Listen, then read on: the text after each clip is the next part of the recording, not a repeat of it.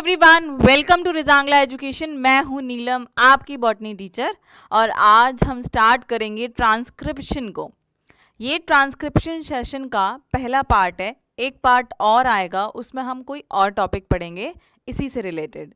इससे पहले वाले सेशन में क्या किया था, ज़रा सा याद करें तो हमने कंप्लीट कर लिया था रेप्लिकेशन कैसे होता है, सेमी कंजर्वेटिव मॉडल क्या होता है डीएनए का, इन चीज़ों को, है ना। तो अकॉर्डिंग टू सेंट्रल डोगमा, जो कि किसने दिया था अगर आपको याद हो, पूछूं क्या मैं? चलो, जब तक आप ऐसा करो, अगर पढ़ रहे हो, जो ध्यान से पढ़ रहे हैं, वो कमेंट करके बता सकते हैं कि सेंट्रल डोगमा क्या होता है ना। उससे पहले इस सेशन में आज हम क्या क्या करने वाले हैं कि किन किन किन टॉपिक्स को ट्रांसक्रिप्शन के अंडर कितने टॉपिक्स आएंगे और कितने हम इस सेशन में कवर करेंगे। तो सबसे पहले स्टार्ट कर लेते हैं पहले वाले से, ठीक है। तो फर्स्ट पार्ट हमारे पास है क्या, इंट्रोडक्शन। मतलब एक्चुअली ट्रांसक्रिप्शन है क्या, इसका इंट्रोडक्शन हम देखेंगे, ठीक है। ओके, नेक्स्ट आपके पास क्या होने वाला है? नेक्स्ट हमारे पास होने वाला है ट्रांसक्रिप्शन यूनिट क्या होती है।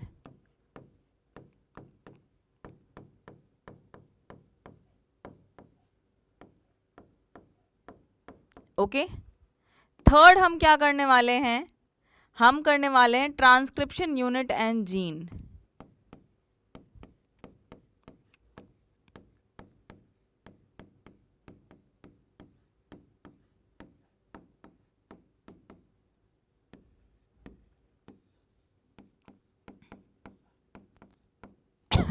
ठीक है, थर्ड हम क्या करने वाले हैं, ट्रांसक्रिप्शनल यूनिट एंड जीन। इसके बाद हमारा फोर्थ टॉपिक होने वाला है बच्चों, टाइप्स ऑफ आरएनए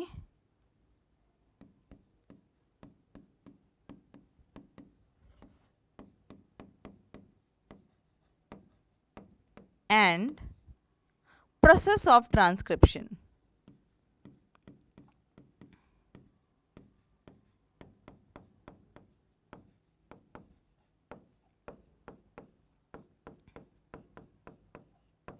ठीक है, तो हम कितने टॉपिक्स आज कवर कर चुके हैं? हमने इंट्रोडक्शन कवर कर लिया है, ट्रांसक्रिप्शन यूनिट करने वाले हैं, ट्रांसक्रिप्शन यूनिट एंड जीन करने वाले हैं। इसका जो सेकंड पार्ट आएगा इस सेशन का ट्रांसक्रिप्शन का, उसमें हम पढ़ेंगे types of RNA and process of transcription. तो चलो स्टार्ट कर लेते हैं इंट्रोडक्शन से। अगर मैं बात करूं कि ट्रांसक्रिप्शन आना है, ट्रांसलेशन आना है, रेप्लिकेशन आना है, इसका सीक्वेंस हमें किसने दिया था? आपके वॉटसन एंड क्रिक ने, है ना। तो वॉटसन एंड क्रिक ने क्या बताया था? वॉटसन एंड क्रिक ने, ठीक है, इसके मॉडल ने ये बताया था कि हमारे पास क्या होता है, डीएनए होता है, ठीक है, और डीएनए से क्या बनता है, डीएनए बनता है, ठीक है जी। इसके बाद डीएनए से क्या बनता है, आरएनए, ठीक है जी, ये भी बात सही है। अब आरएनए से क्या बनता है, यहां बनता है एक प्रोटीन, ओके, इसको हम क्या बोलते हैं, ट्रांसक्रिप्शन, ठीक है। इसको हम पूरे को क्या बोलते हैं, इस वाले को, ऑरेंज वाले को बोलते हैं हम ट्रांसक्रिप्शन। तो आज हम पढ़ेंगे यही चीज, याद आई आपको, ट्रांसक्रिप्शन। डीएनए से डीएनए जब बनता है तो उसको बोलते हैं रेप्लिकेशन,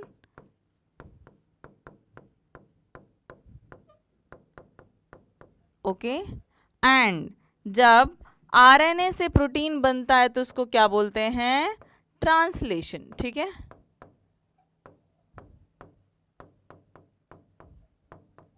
इसको हम क्या बोलते हैं, ट्रांसलेशन, ऑलराइट।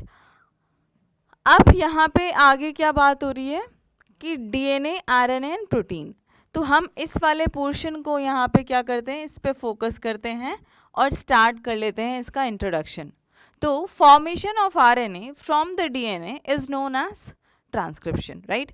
अब यहाँ पे बात क्या आती है, साइट ऑफ ट्रांसक्रिप्शन क्या है? सबसे पहला पॉइंट, फर्स्ट पॉइंट क्या है, इंट्रोडक्शन, ठीक है। पहला पार्ट हम करने वाले हैं इंट्रोडक्शन का पहला पार्ट।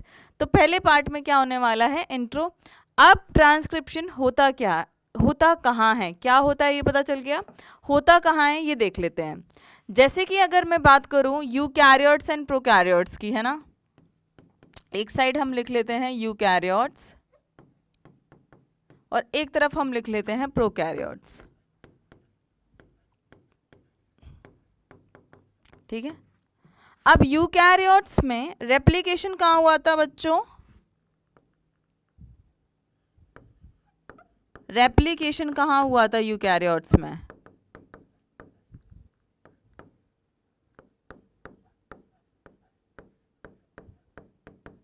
और ट्रांसक्रिप्शन तो मैं बताऊंगी, लेकिन मैं रेप्लिकेशन तो बता चुकी हूँ, वो आप मुझे बताओ। ये यूकैरियोट्स में होता है inside the nucleus, this also occur inside the nucleus, इसमें क्या होती हैं दोनों चीजें, कहाँ होती हैं, साइटोप्लाज्म में, ठीक है। ये कहाँ हो रहा है, साइटोप्लाज्म में। तो this is our first point that where actually transcription occur in case of eukaryotic cells and prokaryotic cells। बात क्लियर। चलो नेक्स्ट टॉपिक पर। अब हमारे पास हाँ डीएनए से आरएनए, डीएनए से डीएनए, ये बात समझ आ गई। डीएनए से आरएनए, बट कितने तरीके के आरएनए बन सकते हैं, टीआरएनए, आरआरएनए एंड हमारे पास क्या है, एमआरएनए। ओके, मैं इस चीज़ के बारे में एक बार फिर से और रिपीट करूंगी, कुछ और टॉपिक बताने इससे ही रिलेटेड, बट यहाँ पे ये देख लो, इन तीनों चीज़ों का बनना इज नोन एज ट्रांसक्रिप्शन। अगर ये लिखा है कि डीएनए से एमआरएनए बन रहा है, ट्रांसक्रिप्शन, लेकिन अगर ये लिखा है डीएनए से सिर्फ एमआरएनए बनना is only transcription, then that statement is wrong. Okay, चलो चलते हैं हम थर्ड पॉइंट पर। अब थर्ड पॉइंट क्या है यहाँ पर, जैसे कि हम रेप्लिकेशन जब पढ़ते थे तो क्या होता था, रेप्लिकेशन में हमारे पास क्या होता था, सबसे पहले मैं वो टर्म लिख देती हूँ, ठीक है, द प्रिंसिपल ऑफ कॉम्प्लीमेंटैरिटी, क्या, द प्रिंसिपल ऑफ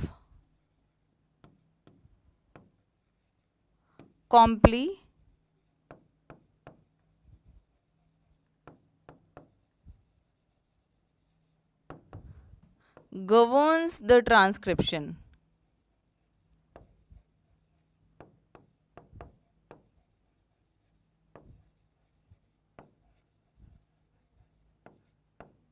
ठीक है, principle of complementarity governs the transcription, मतलब आपको कॉम्प्लीमेंट्री पता है ना क्या होते हैं, ये देखो यहाँ पे क्या है, ये आपका डीएनए स्ट्रैंड है, ठीक है, ओके। अब डीएनए में क्या होते थे, नाइट्रोजनस बेसिस होते थे बच्चों, एडिनाइन थाइमिन से जुड़ा हुआ है, ग्वानाइन साइटोसिन से, एडिनाइन अगेन थाइमिन से, अगेन थाइमिन एडिनाइन से, ये सीक्वेंस होते थे, हमें ये पता है। सिमिलरली अब जब आपका आरएनए बनेगा तो वो भी इनके कॉम्प्लीमेंट्री होगा, किसी एक स्ट्रैंड का कॉम्प्लीमेंट्री होगा, ठीक है। जैसे कि अगर मैं ये बात कर लूँ, ये क्या बन गया है, आरएनए, ठीक है, तो क्या होगा, सपोज करो इस वाले स्ट्रैंड से आरएनए बन रहा है, this is the strand which codes for mRNA, ठीक है, जो कि आरएनए बनाएगा कोई भी, तो यहाँ पे क्या आ जाएगा, ए, ठीक है, सी, और टी की जगह क्या आ जाएगा, U, and then again T. यहाँ पे क्या लिखा है, ए की जगह फिर क्या, सॉरी इधर देखो क्या आएगा, अगेन ए एंड ए की जगह फिर यू, यूरेसिल, है ना, एडिनाइन थाइमिन से रिप्लेस करेंगे तो वो क्या हो जाएगा, यूरेसिल। ये हो गया आरएनए, राइट। अब यहाँ पे एक और चीज़ मुझे ये बतानी है कि थाइमिन, यहाँ पे इंपॉर्टेंट चीज़ क्या है, thymine is replaced by uracil,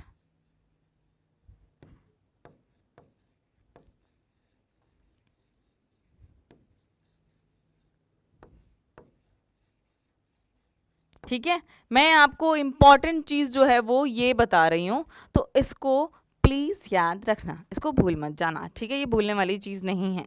next है, क्यों दोनों ही डीएनए के स्ट्रैंड्स क्या नहीं करते हैं, why both the strands of DNA do not participate in transcription? क्या रीजन है ये बताओ. क्वेश्चन क्या है आपका? Why both the strands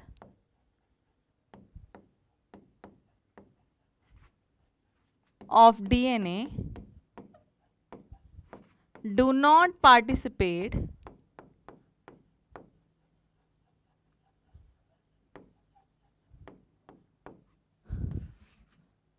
in transcription?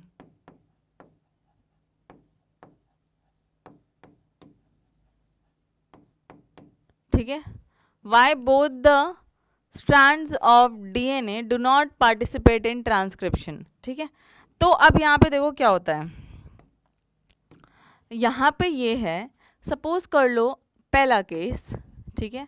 ये क्या है आपके पास? डीएनए के स्ट्रैंड्स में बना देती हूँ. ये एक स्ट्रैंड है और ये दूसरा स्ट्रैंड है. ये क्या है? डीएनए. अब सपोज कर लो इससे हमारे पास क्या बनने वाला है आगे? इससे हमारे पास बनने वाला है फिर से आरएनए. अगर आरएनए के दो स्ट्रैंड्स बन जाएं, अगर डीएनए कॉम्प्लीमेंटरी है और आपके दो स्ट्रैंड्स बना दें आरएनए के, मतलब क्या है?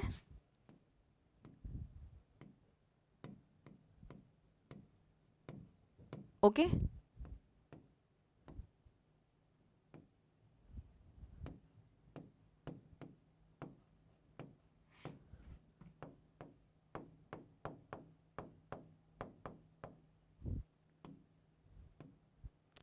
समझते जाओ.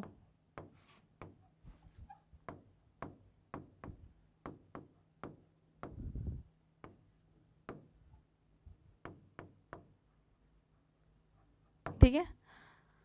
सुनो, यहां पे क्या बात हुई है? if both strands act as template, both strands act as template for transcription. ठीक है. तो देखो क्या हो जाएगा. मैंने क्या बनाया ऊपर, ध्यान से देखो. यहाँ पे डीएनए, दो आरएनए, ये क्या करेंगे? डबल स्टैंडर्ड आरएनए फॉर्म कर लेंगे, जो कि क्या हो गया? Futile, pointless. Double standard RNA होता है, इतना ज्यादा रिएक्टिव होता है कि वो डबल स्टैंडर्ड आरएनए स्टेबल ही नहीं है ही नहीं.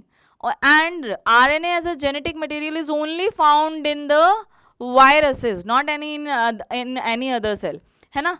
तो ये बात यहाँ पे प्रूव हो गई आपको कि क्यों ये नहीं हो सकता जो हम बात कर रहे हैं ऊपर वाले पॉइंट में. नेक्स्ट क्या है? अगर दोनों ही स्ट्रैंड्स क्या करेंगे? टेम्पलेट स्ट्रैंड्स बनेंगे तो two different proteins will form, two complementary proteins will form. ठीक है.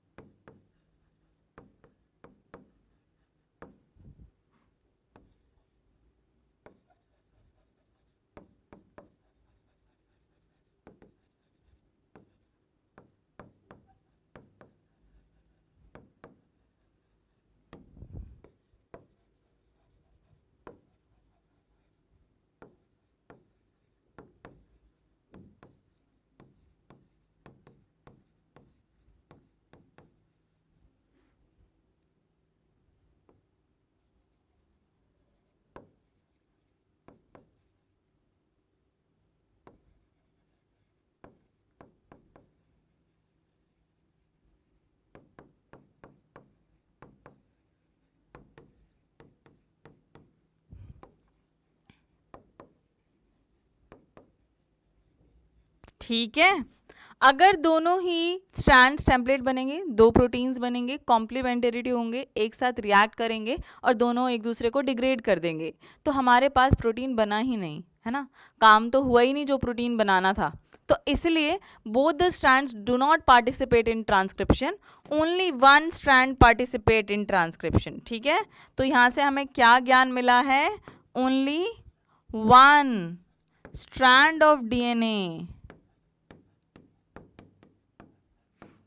act as template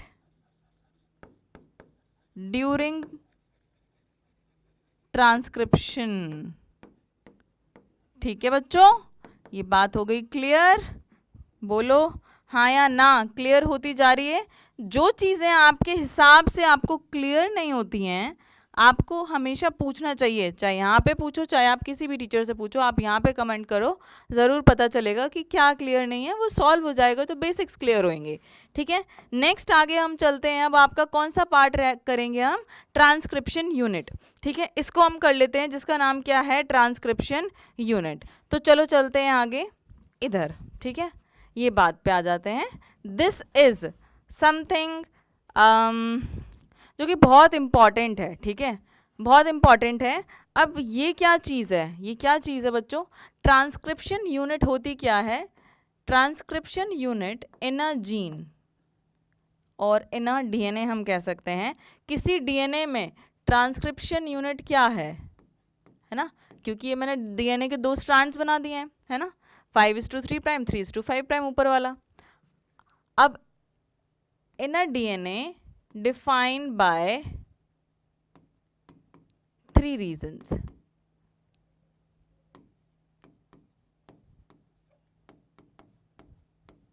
ठीक है, देखो वो 3 रीजन क्या है आपके पास? 3 रीजन आपके पास है क्या? प्रमोटर, ठीक है, फिर हमारे पास क्या आता है? Structural gene,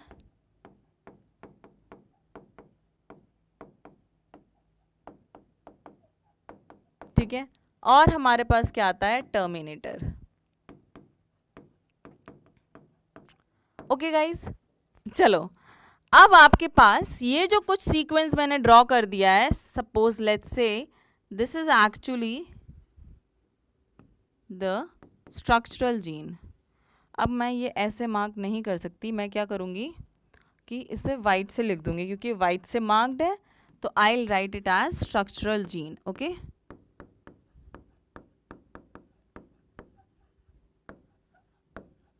alright. अब आपके पास स्ट्रक्चरल जीन में अब कुछ और इंपॉर्टेंट चीज़ें क्या हैं? जैसे कि आपके पास ये क्या है? ये what is this? This is known as promoter,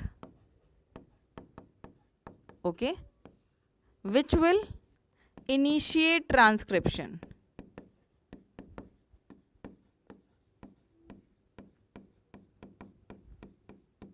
okay, और ये क्या है आपके पास? टर्मिनेटर। डेफिनेटली सी बात है, अब ये क्या करेगा? टर्मिनेटर क्या करेगा? टर्मिनेटर टर्मिनेट करेगा ट्रांसक्रिप्शन को। आगे बात समझ? ये बात भी समझ आ गई?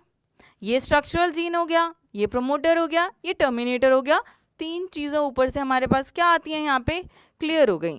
अब इस ट्रांसक्रिप्शन यूनिट में हमें क्या करना है आगे? इस ट्रांसक्रिप्शन यूनिट में हमें ये देखना है कि एक ही स्ट्रैंड, क्या बात करी हमने? कि as only one strand, as only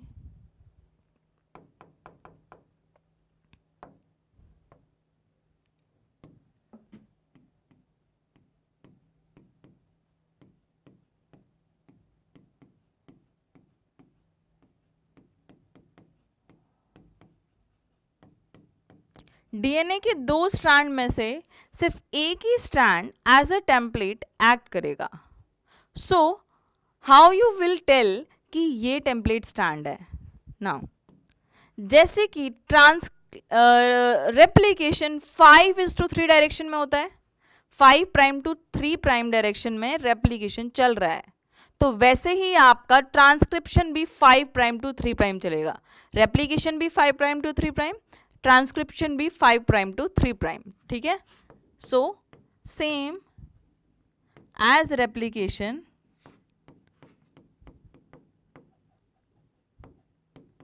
transcription also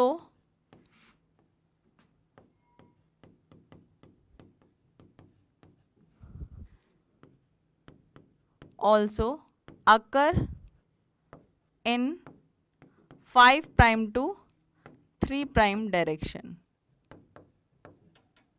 ठीक है, ये भी क्या हो गया?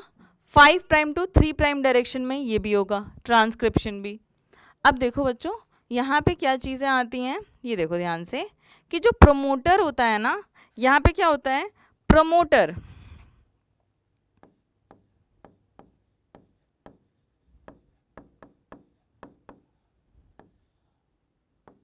alignment defines the template and non-template strand।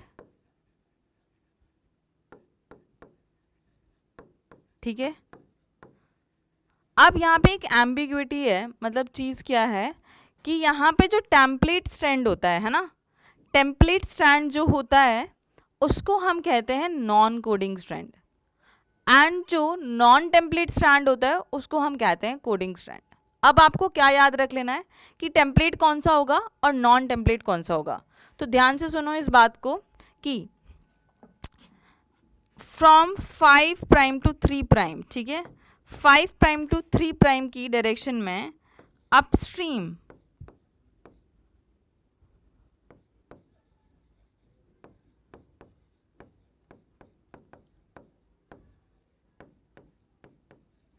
ठीक है, एंड टर्मिनेटर लाई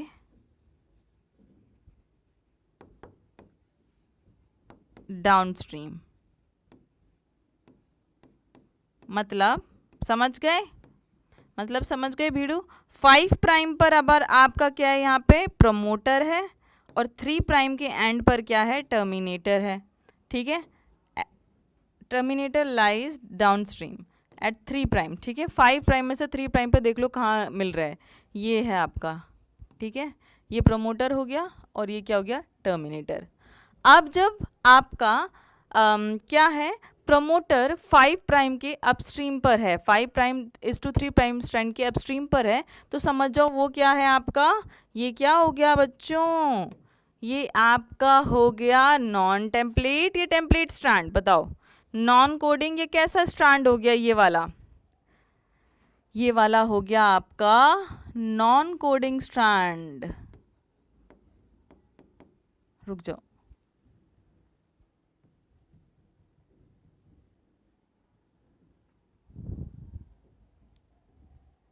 हाँ देखो, अगर इस पे आपका प्रमोटर एंड टर्मिनेटर है तो आपका टेम्पलेट स्ट्रैंड कौन सा हो गया, टेम्पलेट स्ट्रैंड हो गया डेफिनेटली कौन सा हो गया, 3 प्राइम टू 5 प्राइम हो गया, है ना। तो ये क्या है आपका template and non coding strand. ये क्या हो गया, non template and coding strand. ठीक है, तो मैं यहाँ पे लिख दे रही हूँ, टेंशन मत लो, इधर लिख देते हैं ये सारे पॉइंट्स। तो हमारे पास क्या है, इस पॉइंट को रब करो, हमारे पास फर्स्ट, अब ये हमारे पास देखो फर्स्ट पॉइंट हो गया, second point, third point and ये फोर्थ पॉइंट। फोर्थ पॉइंट क्या है, सो 3:5 prime strand will act as template।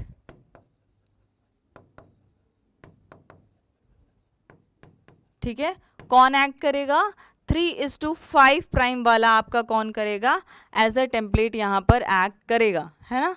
तो हमारे पास बात क्या क्लियर हो गई है कि आपके यहाँ पर किसी डीएनए में ये क्या है 5:3 प्राइम और ये क्या है 3:5 प्राइम। ओके, अब यहाँ पर प्रोमोटर, यहाँ से हमने क्या बात पता चली हमें कि प्रोमोटर कहाँ पे लाई कर रहा है, इधर, है ना। प्रोमोटर एंड टर्मिनेटर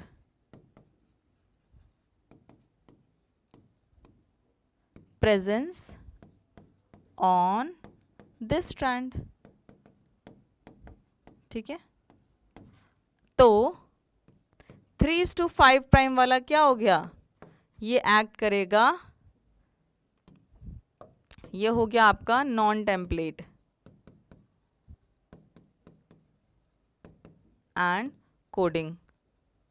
ठीक है, नेक्स्ट आपके पास क्या है, 3' to 5' वाला, ये क्या करेगा? टेम्पलेट स्ट्रैंड की तरह। ये क्या काम कर रहा है? आपका टेम्पलेट स्ट्रैंड का काम कर रहा है। ठीक है, जिसको हम क्या बोल सकते हैं? नॉन कोडिंग भी बोल सकते हैं।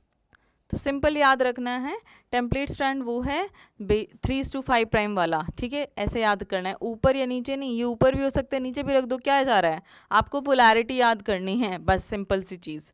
नेक्स्ट अब टॉपिक जो हमारा है वो क्या है? Are we left with anything?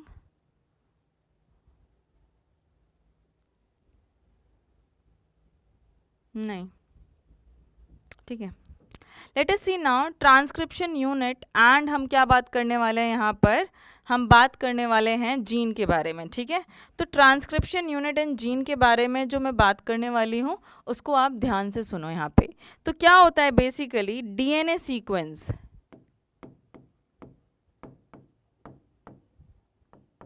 Require RNA polymerase.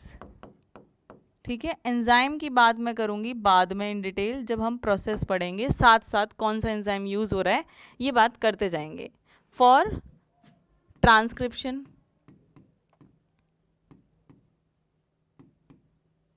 Okay.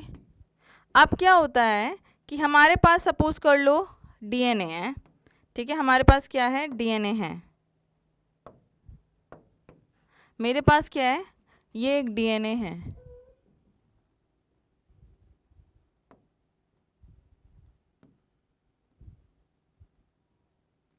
ठीक है, और मेरे पास ये एक डीएनए है। ठीक है, आगे बात समझ। अब यहाँ पे देखो बच्चों क्या हो रहा है, इधर क्या हो रहा है कि ये वाला पार्ट है ना, ये हमारे पास प्रोमोटर होता है ना, ये हमारे पास टर्मिनेटर होता है, राइट। अब ये जो पार्ट है ये क्या है? स्ट्रक्चरल जीन है ना। अब ये जब स्ट्रक्चरल जीन ट्रांसक्राइब होकर के बनाता है टीआरएनए, ठीक है, और क्या बनाता है यहाँ पर? RRNA, right. तब हम इस चीज को क्या बोलते हैं? सिर्फ हम इस चीज को बोलते हैं क्या? जीन। ओके, हम इसे क्या बोलते हैं यहाँ पर? जीन बोलते हैं। ओके, अब यही वाला रीजन अगर सपोज कर लो किसी डीएनए में क्या है, यही रीजन आपको क्या बना के दे रहा है? सिर्फ आपको बना के दे रहा है क्या? एमआरएनए, और डायरेक्ट फिर आपको क्या बना के दे रहा है? प्रोटीन। ठीक है, डीएनए का कोई स्ट्रक्चरल जीन अगर आपको डायरेक्टली एमआरएनए बना के दे रहा है ना, और फिर प्रोटीन बना के दे रहा है, तो वो पार्ट क्या कहलाता है? सिस्ट्रॉन। ठीक है, और यही पार्ट यहां पर क्या कहलाता है? Gene, right, understood. अब इनमें क्या डिफरेंस है? They will not form protein. यहां पे क्या होगा? प्रोटीन नहीं बनेगा, प्रोटीन नहीं बनेगा, राइट, प्रोटीन नहीं बनेगा। टीआरएनए एंड आरआरएनए, ठीक है, टीआरएनए एंड आरआरएनए। अब सोचो सारे जीन का एमआरएनए बन के प्रोटीन बन जाए तो टीआरएनए एंड आरआरएनए कहाँ से आएंगे? और टीआरएनए एंड आरआरएनए नहीं आएंगे तो प्रोटीन कैसे बनेगा? बिकॉज एमआरएनए को से प्रोटीन बनाने में tRNA and r ribosomal RNA की रिक्वायरमेंट होती है। ठीक है, सो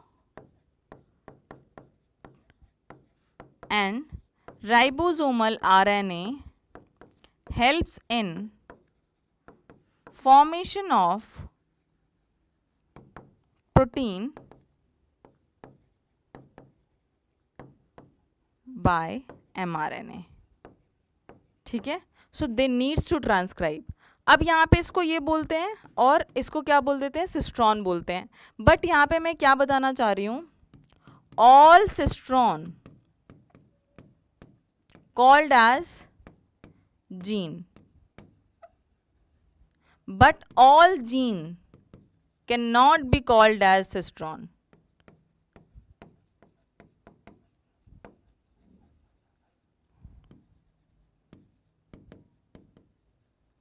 आ गई बात समझ? सारे जीन्स को हम क्या नहीं बोल सकते हैं, क्या नहीं बोल सकते हैं, सिस्ट्रॉन नहीं बोल सकते हैं, बट सारे सिस्ट्रॉन को हम जीन्स बोल सकते हैं। डीएनए का particular sequence if they are forming tRNA, rRNA या फिर एमआरएनए, तो हम उसे जीन बोल सकते हैं। बट पर्टिकुलरली क्या है कि सिस्ट्रॉन को आप जीन नहीं बोल सकते हो, ठीक है। ये सिस्ट्रॉन एमआरएनए बना रहा है और प्रोटीन बना रहा है उससे, उधर वो gene tRNA and ribosomal RNA बना रहा है। अब यहाँ पे जो चीज़ें मुझे कुछ आपको बतानी है कि वो क्या है, वो ध्यान से सुनो। देखो, स्ट्रक्चरल जीन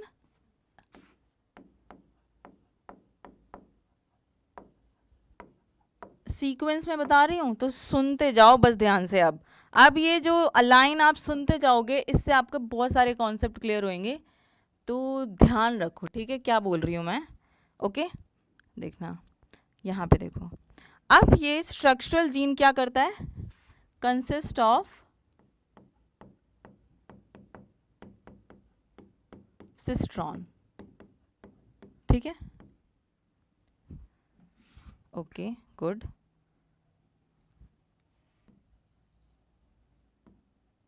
अब सिस्ट्रोन कैन बी, अब सिस्ट्रोन कैसा हो सकता है, प्रोकैरियोट के केस में, प्रोकैरियोट्स के केस में क्या होता है, पॉलीसिस्ट्रॉन, मतलब मैनी सिस्ट्रॉन, ठीक है। यूकैरियोट्स के केस में क्या होता है, मोनोसिस्ट्रॉन। इनके पास क्या होते हैं, एक ही सिस्ट्रॉन होता है, ठीक है। अब एक सिस्ट्रॉन्स में क्या होते हैं, इंटरप्टिंग सीक्वेंसेस होते हैं, कई कई बार ऐसा होता है, ठीक है। इनमें क्या होता है,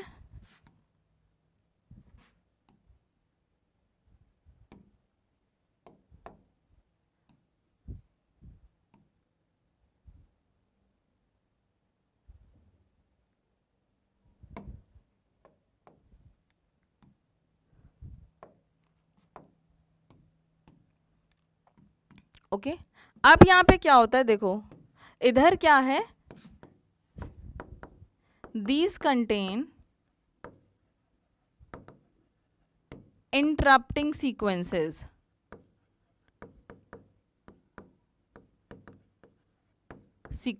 ठीक है।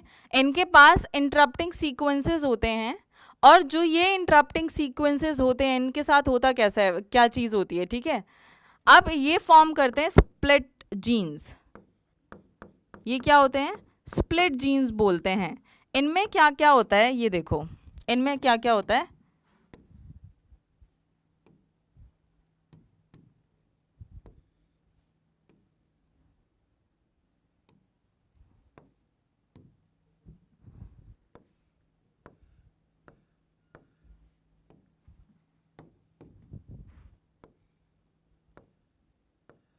देख रहे हो। अब यहाँ पे क्या है, कुछ पार्ट क्या है, ये इंटरप्टिंग, ये क्या है, इंटरप्टिंग सीक्वेंसेस हैं, ये क्या है, इंटरप्टिंग सीक्वेंसेस।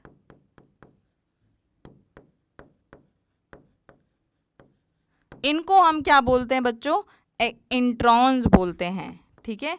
इनको हम बोलते हैं इंट्रॉन्स। और इंट्रॉन्स क्या होते हैं, ये क्या होते हैं, do not appear in mature RNA, ठीक है, and they do not code for anything, do not code for anything, ठीक है। ये बात आ गई समझ। सारी चीज़ें मैंने एक एक करके बहुत धीरे धीरे आपको इसीलिए समझाई हैं ताकि आपको समझ आए। जल्दी जल्दी तो पढ़ाना हो सकता है, आपको समझ नहीं आएगा, फिर आपका वो 1 घंटा आधा घंटा उस सेशन को देखने का क्या फ़ायदा, है ना। अब ये क्या है, एक्सॉन्स बोलते हैं। ये नॉर्मली डीएनए के वो सीक्वेंस हैं जो कि कोड कर रहे हैं कुछ चीज़ों को, राइट। इनको हम बोलते हैं एक्सॉन्स। और ये क्या है, कोडिंग सीक्वेंसेस हैं, कोडिंग सीक्वेंसेस जो कि अपीयर होते हैं मैच्योर एमआरएनए में, है ना। ये क्या करते हैं, दे अपीयर इन मैच्योर mRNA, ठीक है। और इंट्रॉन्स क्या होते हैं, नहीं होते हैं। फिर आपके पास जो मैच्योर mRNA होता है वो कैसा होता है, this is the processed mRNA, ठीक है बच्चों, ये हो गया क्लियर। अब यहाँ पे एक जो इंपॉर्टेंट बात है वो क्या है, inheritance of a character is also affected by promoter. Definitely आपका प्रोमोटर स्ट्रक्चरल जीन को फाइंड करके कहाँ पे लगा है ये ज़रूर अफेक्ट करता है कि आपका कौन सा प्रोटीन बनेगा, डेफिनेटली, है ना। बट और क्या चीज़ें हैं, regulatory sequence of a structural genes they also affect the gene expression. How, regulatory genes क्या होते हैं, जो एक स्ट्रक्चरल जीन को कभी बहुत ज़्यादा हाइप दे देते हैं, वो ज़्यादा ट्रांसक्राइब हो जाता है, मतलब ज़्यादा अमाउंट में, कभी उसको कम भी कर सकते हैं उसके एक्सप्रेशन को। तो इसलिए sometimes regulatory sequence called as regulatory genes are, though they do not code for anything, ठीक है, though they do not code for anything.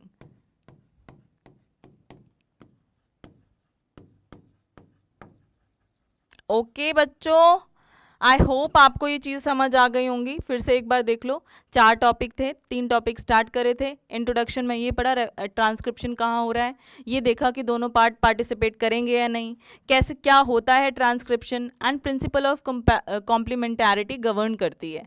Next हमने ट्रांसक्रिप्शन यूनिट को देखा, टेम्पलेट में प्रोमोटर क्या है, टर्मिनेटर क्या है, टेम्पलेट स्ट्रैंड कौन सा है, नॉन टेम्पलेट कौन सा है, किस डायरेक्शन में ट्रांसक्रिप्शन होती है, उस डायरेक्शन में होती है तो उसको ऑपोजिट वाला स्ट्रैंड टेम्पलेट स्ट्रैंड की तरह एक्ट करेगा। प्रोमोटर डिसाइड करेगा कि टेम्पलेट स्ट्रैंड क्या होता है। जीन वर्सेस सिस्ट्रॉन के बारे में पढ़ा। फिर हमने देखा कि यूकैरियोट एंड प्रोकैरियोट में सिस्ट्रॉन कैसे हैं, पॉलीसिस्ट्रॉनिक, मोनोसिस्ट्रॉनिक। यूकैरियोट्स में ऐसा है, मोनोसिस्ट्रॉन होता है और वहाँ पे कुछ इंटरप्टिंग सीक्वेंसेस होते हैं आपके एक पूरे डीएनए में, जो कि इंट्रॉन्स कहलाते हैं, और उनको हम रिमूव कर देते हैं, कुछ प्रोसेस के थ्रू रिमूव करते हैं। उसके बारे में पढ़ेंगे जब हम ट्रांसक्रिप्शन का प्रोसेस पढ़ेंगे। तो मिलते हैं अगले सेशन में। Thank you.